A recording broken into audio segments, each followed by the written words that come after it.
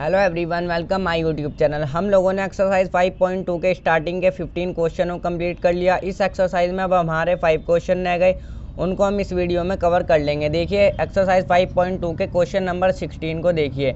इसमें हमें क्या बोला है, determine the AP. Determine means होता है खुलासा करना, यानी हमें जो है इसमें एपी का खुलासा करना है, यानी एपी बतानी है। Whose third term is 16, third term हमें 16 गिवन है। एंड द सेवन्थ टर्म जो है एक्सीड। एक्सीड मीन्स होता है अधिक, ज़्यादा। मैं यहाँ पर लिख भी देता हूँ, एक्सीड मीन्स होता है अधिक यानी ज़्यादा। सेवन्थ टर्म जो है एक्सीड है, अधिक है। द फिफ्थ टर्म से कितनी ज़्यादा है, बाय 12, यानी 12 ज़्यादा है। देखिए हमें जो है इसमें एपी बतानी है। थर्ड टर्म हमें 16 गिवन है और सेवन्थ टर्म जो है ना वो फिफ्थ टर्म से 12 ज़्यादा है। देखिए इसको किस तरीके से करेंगे। सबसे पहले सॉल्यूशन लिखिए, उसके बाद देखिए सबसे पहले हमें क्या गिवन है। आप जो है यहाँ पर ऐसे लिखिए, गिवन हमें क्या है, थर्ड टर्म। थर्ड टर्म हमारी किस तरीके से आती है, ए प्लस 2d करने से हमारी थर्ड टर्म आई होगी। ये ए प्लस में 2d करने से ही तो ये 16 आई होगी, मैंने आपको बताया हुआ है। देखिए इसको आप जो है इक्वेशन फर्स्ट मान लो। अब आप जो है इस कंडीशन को ध्यान से देखिए। सेवन्थ टर्म जो है एक्सीड है, अधिक है, यानी फिफ्थ टर्म से कितनी ज़्यादा है, 12 ज़्यादा है। यानी ये A7 जो होगी ना, A7 जो होगी, और जो ये फिफ्थ टर्म होगी, A7 जो होगी वो फिफ्थ टर्म से कितनी ज़्यादा है, देखिए 12 ज़्यादा है।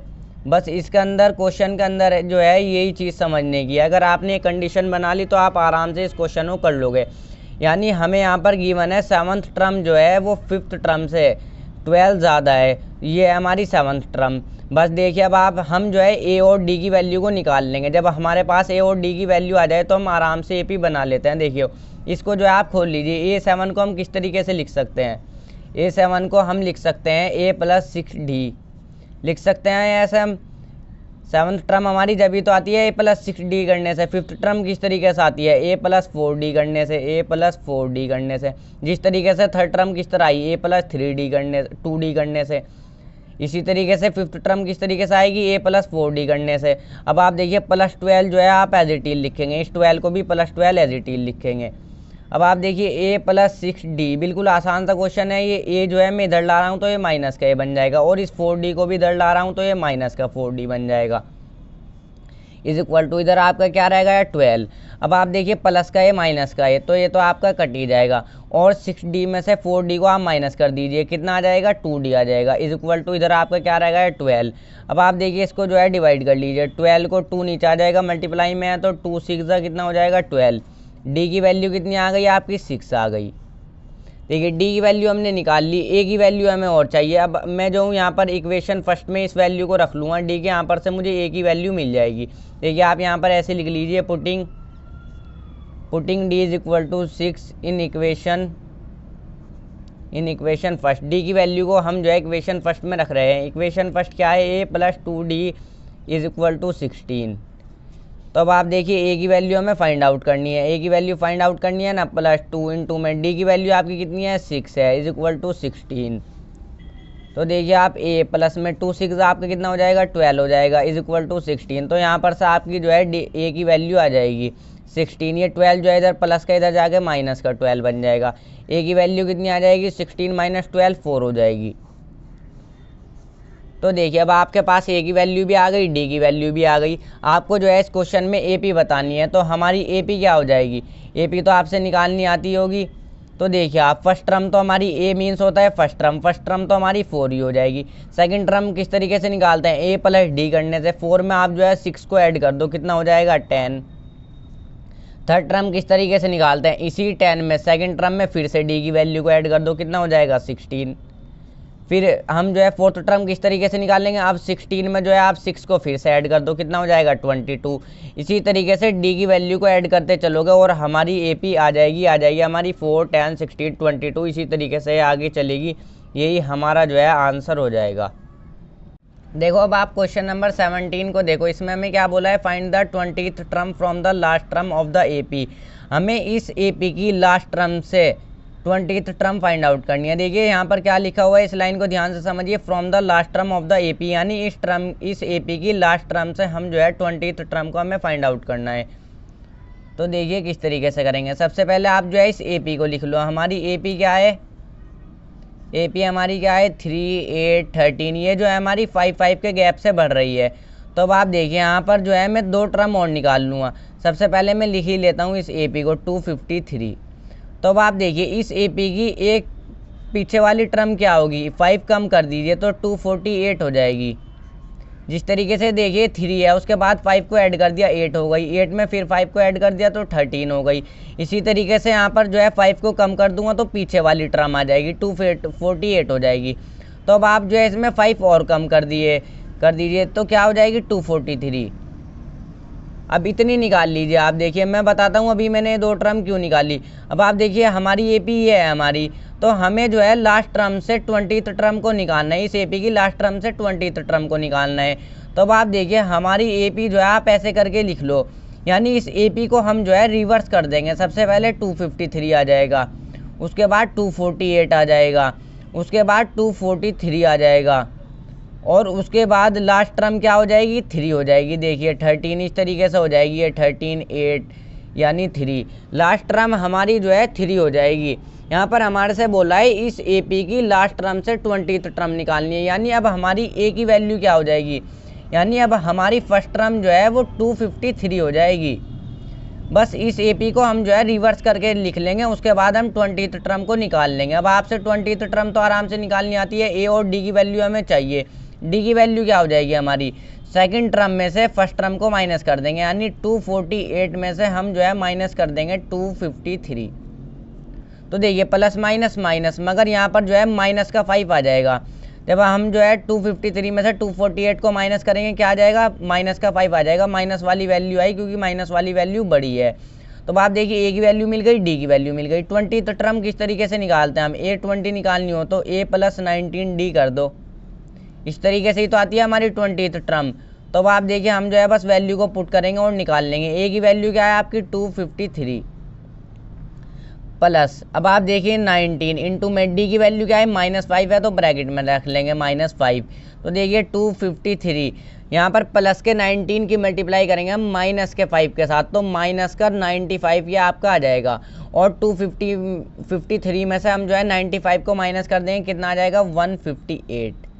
तो आपकी 20th टर्म क्या हो जाएगी, लास्ट टर्म से 158। चाहे तो आप यहाँ पर ऐसे भी लिख सकते हैं 158 नहीं, ऐसे लिख के आप यहाँ पर 20th term from the last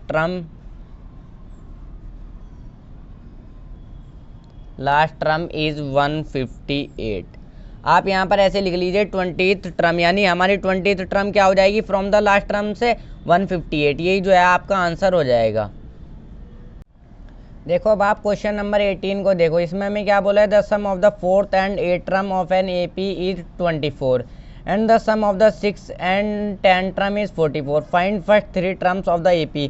हमें जो है AP की फर्स्ट 3 टर्म्स को फाइंड आउट करना है। तो देखिए इसको किस तरीके से करेंगे। सबसे पहले हमें क्या गिवन है, हमें जो है 4th टर्म और 8th टर्म का सम गिवन है, कितना है 24। यानी 4th टर्म किस तरीके से लिखेंगे हम A4 और प्लस में 8th टर्म, 4th टर्म और प्लस में 8th टर्म, कितना सम गिवन है हमें इनका 24। तो देखिए 4th टर्म का और 8th टर्म का सम मीन्स प्लस कितना है 24 है। तो देखिए इसको जो है आप सॉल्व करिए। 4th टर्म हमारी किस तरीके से आती है, A प्लस में 3D करने से, प्लस का निशान है तो प्लस का लगाइए। 8D हमारी जो है 8th टर्म किस तरीके से आती है, A प्लस में 7D करने से इज इक्वल टू 24। तो देखिए इसको जो है आप सॉल्व करिए। ए जो है यानी 1A कितना हो जाएगा 2A हो जाएगा। 7D प्लस में 3D कितना हो जाएगा 10D इज इक्वल टू 24। तो अब आप देखिए जो है 2 इधर भी है 10 भी 2 से चला जाएगा, तो 2 को जो हूँ मैं कॉमन ले रहा हूँ, 2 से 2 आपका कट जाएगा, अंदर आपका A रह जाएगा, प्लस का निशान एज इट इज़। तो देखिए 10 जो है 2 से 5 टाइम्स कट जाएगा, अंदर क्या आ जाएगा 5 और D इसके साथ as it is equal to 24। तो अब आप देखिए यहाँ पर ये क्या है आपका A प्लस में 5D is equal to 24 divide by ये 2 जो है इसके साथ मल्टीप्लाई में नीचे डिवाइड में आ जाएगा, तो 2 1 ज़ा 2 और 2 2 ज़ा कितना हो जाएगा आपका 24। तो आपकी इक्वेशन क्या बन जाएगी, A प्लस में 5D इज इक्वल टू 12। तो इसको जो आप इक्वेशन फर्स्ट मान लो, ये हमारी इक्वेशन फर्स्ट आ गई। अब हमें क्या गिवन है, देखिए the sum of the 6th term, 6 term का और 10th टर्म का सम हमें कितना गिवन है 44, सम मीन्स प्लस। तो देखिए 6 टर्म किस तरीके से लिखते हैं हम A6, यहाँ को लिखिए A6, 6 टर्म का और 10th टर्म का यानी A10, सम इनका सम कितना गिवन है 6 टर्म का और 10th टर्म का 44। तो देखिए 44 यानी 6 टर्म का और 10 टर्म का सम मीन्स प्लस कितना गिवन है 44। तो देखिए 6 टर्म हमारी किस तरीके से आती है A प्लस में 5D करने से, प्लस 10 टर्म हमारी किस तरीके से आती है A प्लस में 9D करने से, ये हो गया हमारा। अब आप देखिए इज इक्वल टू 44, तो अब आप देखिए ए कितना हो जाएगा 2A हो जाएगा, यानी 1A जो है 1A जो है 1A जो है तो कितना हो गया 2A प्लस 9D और प्लस में 5D कितना हो जाएगा 14D इज इक्वल टू कितना है 44।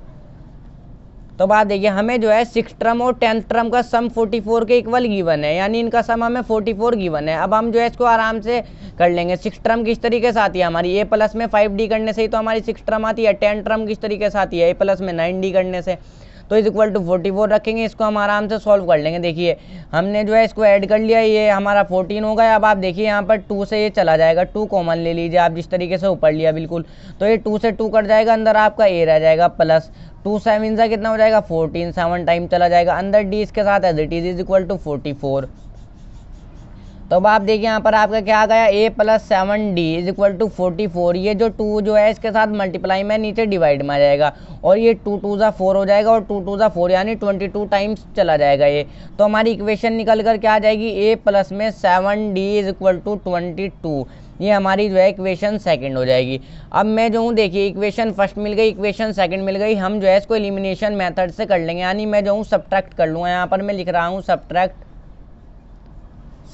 Equation first and second, equation first और सेकंड को मैं जो हूँ सब्ट्रैक्ट कर रहा हूँ। देखिए इक्वेशन फर्स्ट क्या है A प्लस में 5D is equal to 12, A plus में 5D इज इक्वल टू 12, ये हमारी जो है इक्वेशन फर्स्ट है। अब आप देखिए इक्वेशन सेकंड क्या है A plus 7D is equal to value क्या है आपकी 22 इज इक्वल टू 22। कोई सी भी इक्वेशन को ऊपर रख सकते हैं, कोई सी को भी नीचे रख सकते हैं, नीचे वाली के साइन चेंज कर लेंगे, यानी माइनस कर रहे हैं तो तीनों ये जो है माइनस की वैल्यू बन जाएगी, प्लस का ही माइनस का है तो ये तो आपका कट ही जाएगा। अब आप देखिए 7D ये माइनस का बन गया, प्लस को इग्नोर करेंगे, 7D में से 5D को माइनस करेंगे कितना आ जाएगा 2D, और माइनस का 2D आएगा क्योंकि ये माइनस वाली वैल्यू जो है बड़ी है, अब ये माइनस का हो गया। अब आप देखिए 22 में से 12 को माइनस करेंगे तो वैल्यू कितनी आ जाएगी आपकी 10 आ जाएगी वैल्यू, और माइनस क्या आएगी क्योंकि ये माइनस वाली वैल्यू बड़ी है, 22 बड़ा है ना 12 से। तो अब आप देखिए यहाँ पर माइनस से माइनस तो कट जाएगा, इज इक्वल टू से इधर है तो कट जाएगा, और ये 2 5 ज़ा 10 भी कट जाएगा, तो D की वैल्यू कितनी आ जाएगी 5 आ जाएगी। 2 से जो है 10 5 टाइम्स कट गया, D की वैल्यू हमें 5 मिल गई। अब हम जो है A की वैल्यू को निकाल लेंगे, उसके बाद हम आराम से AP की फर्स्ट 3 टर्म्स को फाइंड आउट कर लेंगे। इक्वेशन फर्स्ट में रख रहा हूँ मैं A plus 5D is equal to 12, equation first है।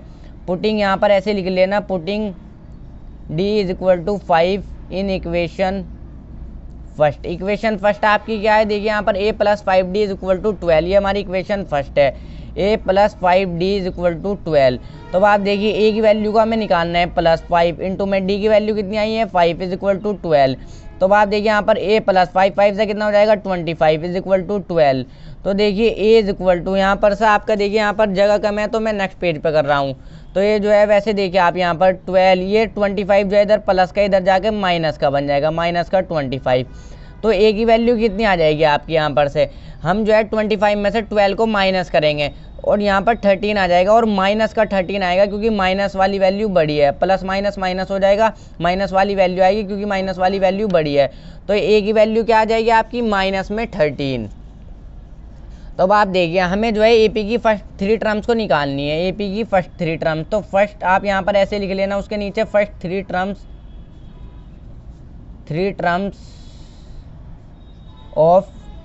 ऑफ एन AP, यहाँ पर आप जो है साफ साफ लिख लेना इसी के नीचे। देखिए first 3 terms of an AP हमारी क्या हो जाएगी, तो देखिए आप किस तरीके से निकालते हैं। हमें सबसे पहले फर्स्ट टर्म ये जो A होती है ये होता है हमारा फर्स्ट टर्म, तो फर्स्ट टर्म तो हमारे ये हो जाएगी -13 हो जाएगी। AP की फर्स्ट टर्म क्या हो जाएगी हमारी -13। अब आप देखिए सेकंड टर्म हमारी किस तरीके से क्या हो जाएगी, सेकंड टर्म किस तरीके से निकालते हैं हम A प्लस में D करने से। A की वैल्यू कितनी है आपकी -13 है और D की वैल्यू कितनी है 5 है, तो ऐड कर दीजिए इसमें +5। तो तो अब आप देखिए 13 में से हम जो है 5 को माइनस कर लेंगे, क्या वैल्यू आ जाएगी आपकी 8 आ जाएगी और माइनस का 8 आएगा क्योंकि माइनस वाली वैल्यू बड़ी है। तो अब आप देखिए थर्ड टर्म भी निकाल लेंगे, एपी की फर्स्ट 3 टर्म्स को हमें निकालनी है। थर्ड टर्म किस तरीके से निकालते हैं, ए प्लस में 2d करने से।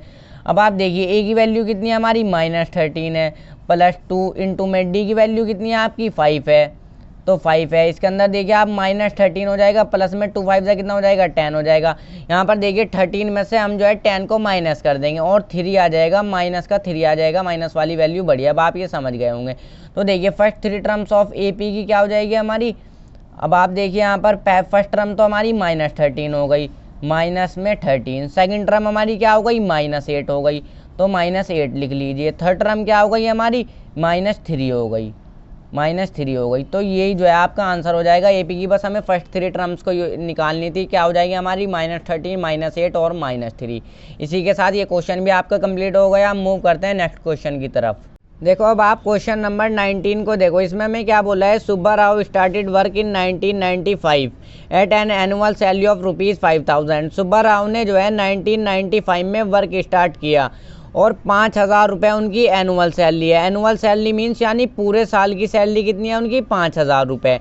And received an increment of ₹200 each year. Increment means होता है इजाफा यानी बढ़ना, और हर साल जो है उनकी सैलरी में 200 रुपये बढ़ते हैं। हर साल उनकी सैलरी में कितने पैसे बढ़ते हैं 200 रुपये। In which year did his income reach ₹7000। कौन से ईयर में, इन विच ईयर मीन्स यानी कौन से ईयर में उनकी इनकम जो है 7000 रुपये पहुँच जाएगी। रीच मीन्स होता है पहुँचना, यानी कौन से ईयर में जो है उनकी इनकम 7000 रुपये हो जाएगी। तो देखिए इस क्वेश्चन को किस तरीके से करेंगे, इसका सोल्यूशन करते हैं। नेक्स्ट पेज पे देखिए, सबसे पहले सुब्बा राव ने जो है देखिए यहाँ पर सबसे पहला आप ऐसे एक लाइन में लिख लीजिए ईयर, उसके नीचे लिखिए सैलरी। ये जो हूँ मैं आपको सिर्फ समझाने के लिए बता रहा हूँ। देखिए उन्होंने 1995 में वर्क स्टार्ट किया, 1995 में उन्होंने पूरे साल काम किया और उन्हें कितने पैसे मिले 5000 रुपये। फिर उनके देखिए हर साल जो है उनकी सैलरी में 200 रुपये बढ़ते हैं, यानी 1996 में उनकी सैलरी कितनी हो जाएगी 5200 रुपये। देखिए 5000 में 200 रुपये ऐड कर दो, नेक्स्ट ईयर की उतनी तो हो जाएगी, यानी 5200 रुपये। अब 1997 में कितने हो जाएंगे, देखिए 5400 रुपये। इसमें जो है हम 200 रुपये और ऐड कर देंगे। इसी तरीके से हमारे से पूछा है आगे जो है इसी तरीके से सैलरी बढ़ती चलेगी, हर साल 200 रुपये बढ़ेगी, एक ईयर में जाके 7000 हो जाएगी। तो हमारे से पूछा है 7000 रुपये जो है कौन से ईयर में होगी। तो देखिए इसी तरीके से ईयर चलेंगे, हमारे से क्या पूछा है 7000 रुपये कौन से ईयर में होगी। तो इसको किस तरीके से करेंगे, देखिए सबसे पहले तो हम जो है हम एक एपी बना लेंगे। जो हमारी एपी क्या हो जाएगी, देखिए ये रही, पहले ईयर की कितनी है 5000 रुपये, हर साल उसके बाद 200 रुपये बढ़ते हैं। नेक्स्ट ईयर के कितने हो जाएंगे 5200 रुपये, उसके बाद कितने हो जाएंगे नेक्स्ट ईयर के, तीसरे साल के कितने हो जाएंगे 5400 रुपये। इसी तरीके से 200 रुपये बढ़ते चलेंगे और पूछा है 7000 रुपये कौन से ईयर में जाके होगी। तो अब आप देखिए ये तो है हमारे पहले ईयर की सैलरी यानी फर्स्ट टर्म है, ये हमारी एपी बन गई। ये हमारी सेकंड ईयर की सैलरी, ये हमारी थर्ड ईयर की सैलरी। तो देखिए तो है हमारी फर्स्ट टर्म, ये हमारी सेकंड टर्म, ये हमारी थर्ड टर्म। इसी तरीके से सैलरी चलेगी। अब अगर मैं जो हूँ इसको पता चला लूँ ये हमारी कौन सी टर्म है, तो वही वाला हमारा साल हो जाएगा। तो हमें पता नहीं ये कौन सी टर्म है। ये देखिए ये फर्स्ट टर्म है तो यानी पहले साल की सैलरी, ये सेकंड टर्म है तो यानी सेकंड साल की सैलरी। जौन सी भी ये टर्म होगी वही वाला हमारा ईयर हो जाएगा। तो अब आप देखिए हमें पता नहीं ये कौन सी टर्म है, तो हम इसको मान लेंगे ये जो है हमारी nth टर्म है, इसको हम nth टर्म रख लेंगे। तो देखिए हमारी जो है फर्स्ट टर्म क्या हो जाएगी 5000 रुपये। तो देखिए हम जो है डी की वैल्यू भी निकाल लेंगे। कॉमन डिफरेंस हमारा क्या हो जाएगा, सेकंड टर्म में से जो है आप फर्स्ट टर्म को माइनस कर लो, फर्स्ट टर्म को माइनस कर लेंगे, कितना हो जाएगा 200 रुपये। डी की वैल्यू आ जाएगी और ए एन की वैल्यू क्या है हमारी, देखिए nth टर्म हमारी क्या है 7000 यानी लास्ट टर्म। बस हमारे से पूछा है ना कि 7000 रुपये कौन से ईयर में होगी, तो यहीं तक हम अपनी एपी को रोक देंगे। तो अब आप देखिए ए एन की वैल्यू क्या हो गई 7000। तो हमारा फॉर्मूला क्या होता है, A n is equal to A plus में n-1 इंटू में डी।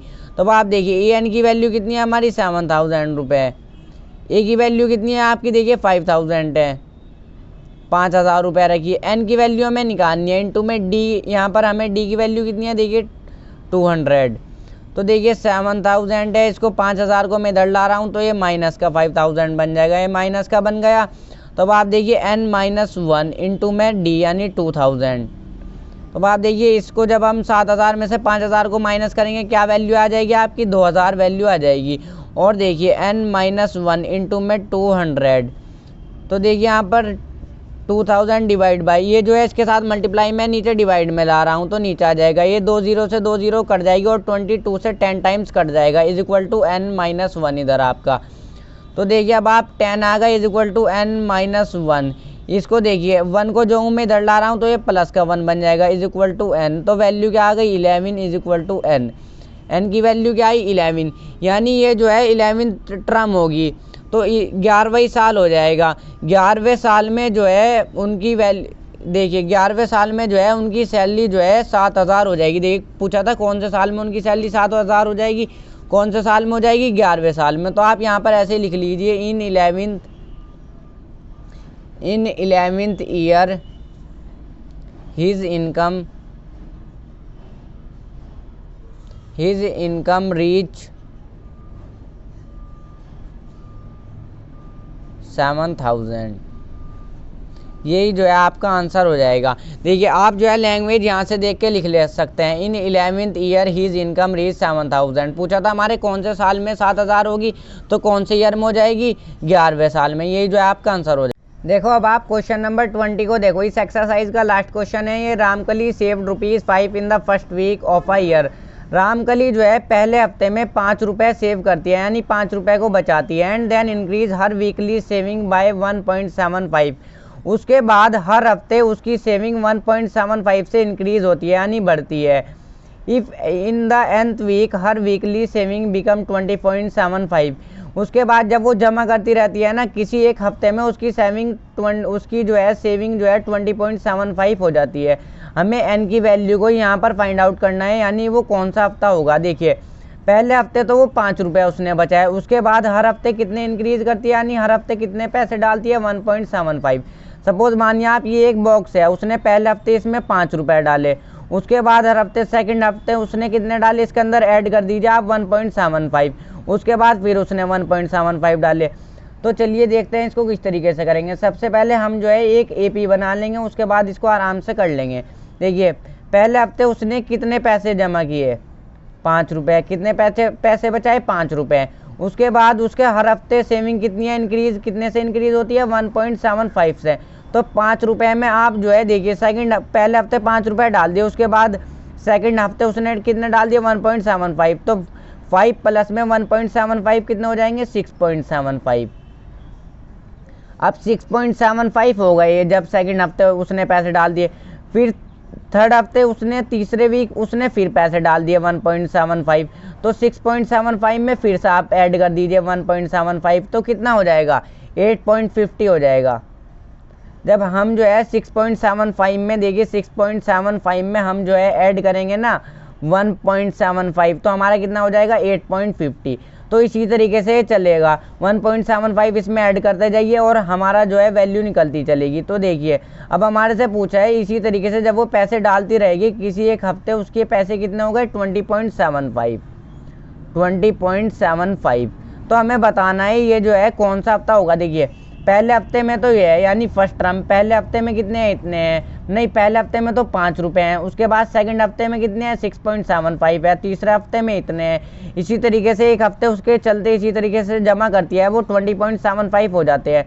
ये फर्स्ट टर्म है, ये सेकंड टर्म है, देखिए सेकंड टर्म है, ये थर्ड टर्म है। हम जो है इसमें निकाल लेंगे ये कौन सी हमारी नंबर ऑफ टर्म्स है, जौन सी हमारी नंबर ऑफ टर्म्स होगी वही वाला हफ्ता हो जाएगा। देखिए जैसे ये फर्स्ट टर्म है तो ये पहला हफ्ता है ना, इसी तरीके से हम जो है यहाँ पर n की वैल्यू निकाल लेंगे, यानी हमें पता नहीं कौन सी नंबर ऑफ टर्म्स है, तो हम जो है इसको an की रख लेंगे, यानी nth टर्म है ये। तो देखिए इसको क्या रख लेंगे हम nth टर्म। तो देखिए यहाँ पर से हमारी a की वैल्यू क्या हो जाएगी, यानी फर्स्ट टर्म कितनी हो जाएगी 5 हो जाएगी। बिल्कुल जैसा हमने क्वेश्चन नंबर 19 किया ना उसी के जैसा है ये क्वेश्चन। हमारी d की वैल्यू निकाल लीजिए आप सेकंड टर्म में से 6.75 में से माइनस कर लीजिए इसे फर्स्ट टर्म को, यानी -5। तो कितना हो जाएगा यहाँ पर, इसको जब हम माइनस करेंगे कितना आ जाएगा वैल्यू, 6.75 में से 5 को माइनस करिए 1.75 आ जाएगा आपका। 1.75 आ गया, डी की वैल्यू मिल गई हमें। an की वैल्यू कितनी हो जाएगी, इसको नंबर ऑफ nth टर्म रख लेंगे हम 20.75। तो अब आप देखिए फॉर्मूला क्या होता है, A n is equal to A plus में एन माइनस वन इंटू में डी। ए एन की वैल्यू कितनी है आपकी 20.75 इज इक्वल टू ए की वैल्यू कितनी है आपकी 5 है, प्लस एन की वैल्यू हमें निकालनी है माइनस वन इंटू में डी की वैल्यू कितनी है आपकी 1.75। तो अब आप देखिए यहाँ पर 20.75, इसको 5 को जो मैं इधर ला रहा हूँ तो ये माइनस का 5 बन जाएगा is equal to n minus one into में 1.75। तो देखिए 20.75 में से जब हम 5 को माइनस करेंगे कितना हो जाएगा 15.75 एन माइनस वन इंटू में 1.75। तो अब आप देखिए 15.75 और इसको जो मैं इधर ला रहा हूँ 1.75 को 1.75 को। तो अब आप देखिए पॉइंट के बाद 2 डिजिट है और यहाँ पर भी यहाँ पर पॉइंट के बाद 2 डिजिट है, तो ये जो है पॉइंट से पॉइंट हट जाएगा, ऐसे 2 0 लगती है ऊपर नीचे। यहाँ पर पॉइंट के बाद देखिए नीचे कितनी वैल्यू है 2 है, पॉइंट के बाद पॉइंट से पहले कितनी वैल्यू है 2 वैल्यू है तो 2 0 लग जाएगी। यहाँ पर पॉइंट से पहले कितनी वैल्यू है 2 0 है, 2 0 लग जाएगी। इस तरीके से पॉइंट हट जाएगा 2 0 से, यहाँ पर 2 0 कट ही जाएगी।